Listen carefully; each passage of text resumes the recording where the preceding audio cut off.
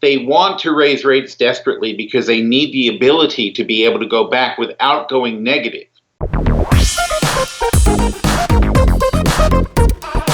Hello, Phil, and thank you for speaking with Dukascopy TV today. So to get things started, I thought we'd look at the Fed and do the latest data releases indicate another rate hike in the future? Well, in the future, I don't think in next week's meeting we're going to get a hike. I think they're probably going to say we want to look at the data, and especially what they really want to look at, though, is what policies Trump actually enacts and the reaction to those before they run in and raise rates. Moving on, will the Fed implement negative rate hikes if the US goes into recession? What kind of safeguards are there, or what plans are there if it turns sour? Well, I imagine they'll do the same. Well, it's hard to. This is the point, though. They want to raise rates desperately because they need the ability to be able to go back without going negative. So you said negative rate hikes, like they could knock back the two rate hikes that they've done in the last 2 years and go back to practically 0%.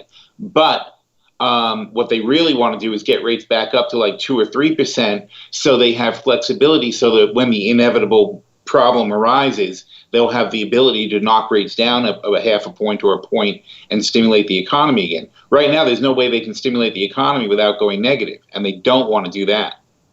And so do you expect to see more rate hikes this year? Oh, absolutely. I think there's been very clear signals from the Fed that unless something catastrophically bad happens, they're on a path to raise rates 3 times this year.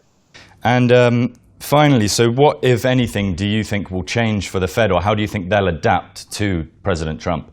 I don't think that the Fed is going to change much. I mean, they're expecting a strong economy in the U.S., and we do have a fairly strong economy now. It's getting much better. That isn't because Trump did anything. It's just because that's the way things are going. He's taking full credit for it, of course. So the economy's getting stronger. Wages are going up. This is a huge thing. Minimum wage laws have passed in 19 states to begin raising our minimum wages significantly. And that puts pressure on all wages to rise. And putting money in the hands of the people who work is one of the best ways to stimulate an economy. So that's all happening regardless of what the Trump people do. The things they're doing don't seem to be a detriment to our economy. They seem to be aimed at pushing the economy forward.